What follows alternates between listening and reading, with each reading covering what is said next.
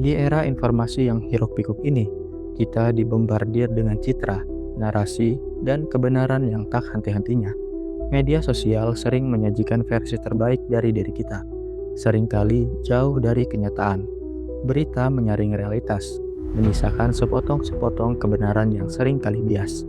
Namun, pernahkah terbesit di benakmu bahwa mungkin saja seluruh realitas yang kita alami ini hanyalah sebuah bayangan, sebuah pantulan dari sesuatu yang jauh lebih besar, lebih murni, dan lebih sejati di baliknya. Ribuan tahun yang lalu, seorang pemikir besar dari Athena yang merupakan murid dari sang pengusik jiwa Socrates mengajukan pertanyaan yang menantang dasar-dasar persepsi kita. Namanya adalah Plato. Plato tidak hanya bertanya apa itu kebenaran, tapi juga di mana kebenaran itu berada dan bagaimana kita bisa mencapainya. Untuk menjelaskan ide-idenya yang revolusioner, ia menggunakan sebuah metafora, sebuah cerita yang abadi, yang terus relevan hingga saat ini. Sebuah kisah tentang para tahanan gua yang gelap dan cahaya yang membutakan. Inilah alegori gua. Bayangkan, sekelompok orang telah dipenjara di dalam sebuah gua sejak mereka lahir. Leher dan kaki mereka terikat rantai, sehingga mereka hanya bisa menghadap ke dinding gua yang gelap. Mereka tidak pernah melihat dunia luar, tidak pernah melihat satu sama lain secara langsung, bahkan diri mereka sendiri. Di belakang mereka ada api yang menyala, dan di antara api dan para tahanan ada sebuah jalan setapak di mana orang-orang lewat membawa berbagai macam benda, patung, hewan, manusia, dan apa saja. Api itu melemparkan bayangan benda-benda itu ke dinding di hadapan para tahanan. Dan itulah satu-satunya hal yang pernah mereka lihat. Mereka percaya bahwa bayangan-bayangan itu adalah realitas yang sesungguhnya. Itulah dunia mereka, sebuah dunia yang terdiri dari bayangan yang menari-nari di dinding gua. Bagi mereka, sebuah bayangan rusa adalah rusa itu sendiri.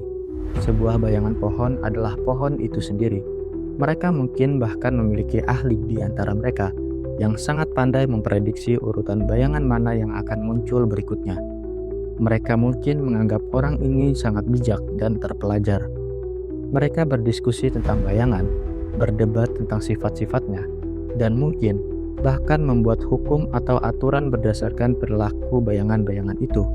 Seluruh pemahaman mereka tentang eksistensi didasarkan pada pantulan, sebuah dunia yang tidak memiliki kedalaman, tidak memiliki warna sejati, hanya kontur dan pergerakan dua dimensi.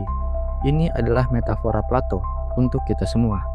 Kita yang hidup dalam dunia persepsi, dalam dunia indera, sejauh mana kita yakin bahwa apa yang kita lihat, kita dengar, kita sentuh dan rasakan adalah kebenaran yang mutlak. Bagaimana jika salah satu dari mereka dibebaskan?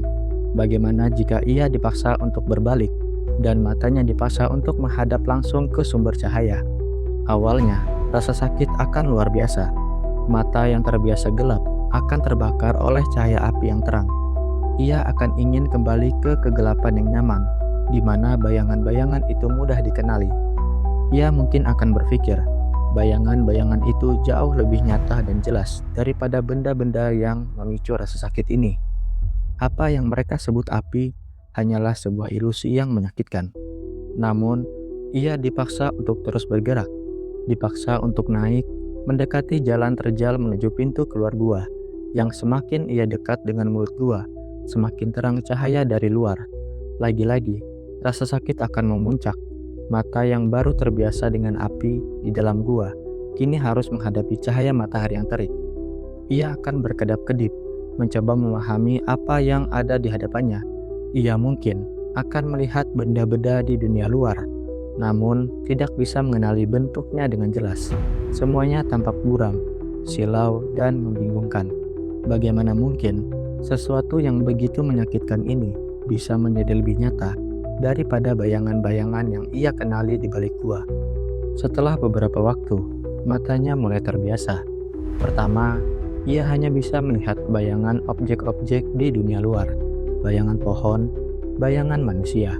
Lalu ia mulai melihat pantulan benda-benda itu di air, sebuah pantulan yang jauh lebih jelas dan berwarna daripada bayangan di dinding gua.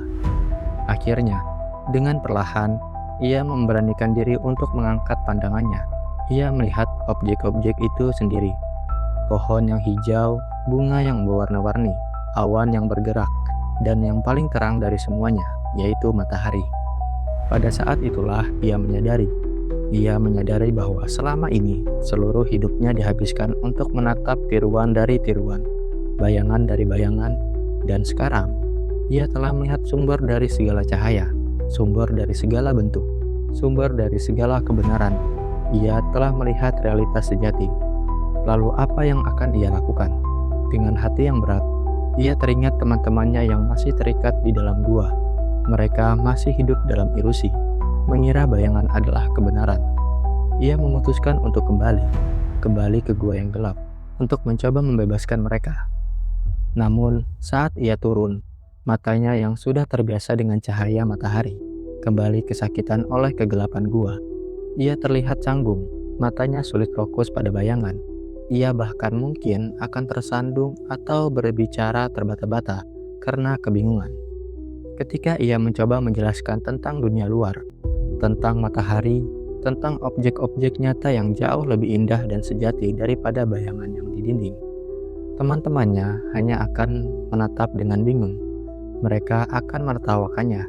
Mereka akan berkata, "Lihatlah matanya, ia kembali dari dunia luar, dan matanya rusak.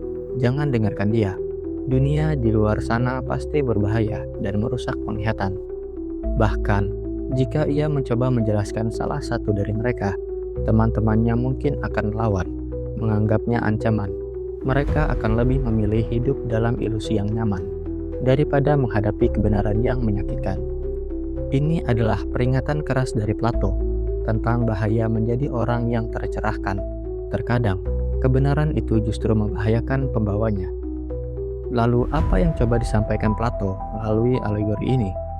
Bagi Plato, gua adalah dunia indera kita, dunia yang kita alami sehari-hari melalui penglihatan, pendengaran, dan sentuhan. Dan bayangan di dinding adalah ilusi, penampakan representasi yang tidak sempurna dari realitas. Api di dalam gua adalah analogi untuk matahari di dunia fisik, sumber cahaya yang memungkinkan kita melihat bayangan dan objek-objek di sekitar kita. Namun, ini masih bukan sumber kebenaran tertinggi. Dan di dunia luar, yang dilihat oleh tahanan yang dibebaskan, bagi Plato adalah dunia bentuk atau dunia ide. Ini adalah sebuah alam non-fisik yang abadi dan tidak berubah, di mana terdapat bentuk-bentuk atau ide-ide yang sempurna dan murni dari segala sesuatu. Bentuk sempurna dari keadilan, kecantikan, kebaikan, lingkaran, manusia, dan pohon. Dunia fisik yang kita alami ini, dengan segala ketidaksempurnaannya, hanyalah tiruan dari bayangan yang tidak sempurna dari bentuk-bentuk yang sempurna di dunia ide tersebut. Sebuah meja yang kita lihat di dunia nyata mungkin bengkok, lapuk, atau tidak simetris. Tetapi di dunia bentuk, ada meja ideal yang sempurna dan tidak berubah, yang menjadi prototipe dari semua meja yang ada. Ketika kita melihat banyak anjing di dunia ini, anjing pudel, anjing gembala, anjing kampung, mereka semua berbeda.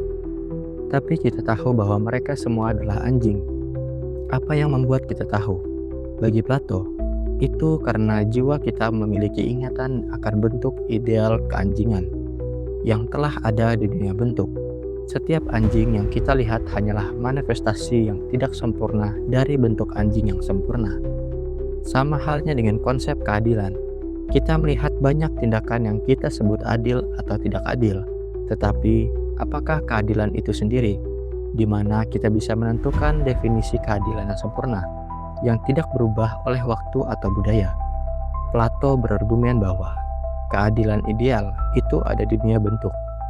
Dan tugas para filsuf atau para pemikir adalah untuk mencoba melihat, memahami, dan mendekati bentuk-bentuk ideal itu melalui akal budi, bukan hanya melalui indera.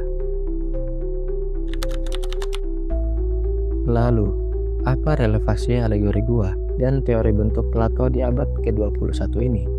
Bayangkan, gua kita hari ini, ia bukan lagi dinding batu, melainkan layar smartphone dan laptop kita. Bayangan-bayangan itu adalah informasi yang disaring, feed media sosial yang dikurasi, dunia virtual realitas yang imersif. Kita sering terjebak dalam gelembung filter kita sendiri, di mana kita hanya melihat dan mendengar apa yang ingin kita lihat dan dengar, atau apa yang algoritma pikir kita ingin dengar. Apakah ini berarti kita hidup dalam bayangan yang disajikan oleh teknologi dan media sosial?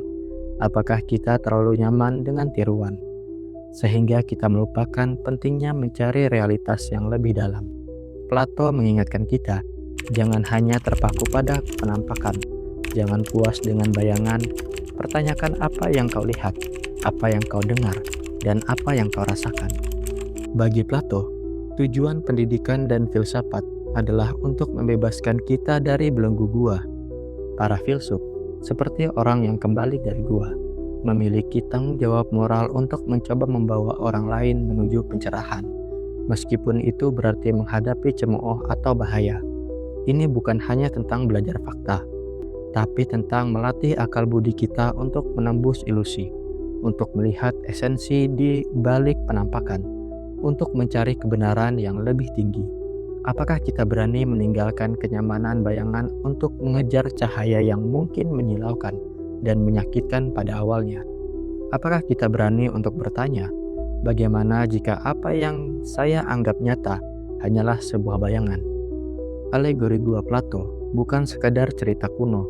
Ini adalah cermin yang tak lekang oleh waktu, memantulkan tantangan abadi bagi setiap manusia untuk membebaskan diri dari ilusi, untuk mencari pengetahuan sejati, dan untuk berani menatap langsung ke cahaya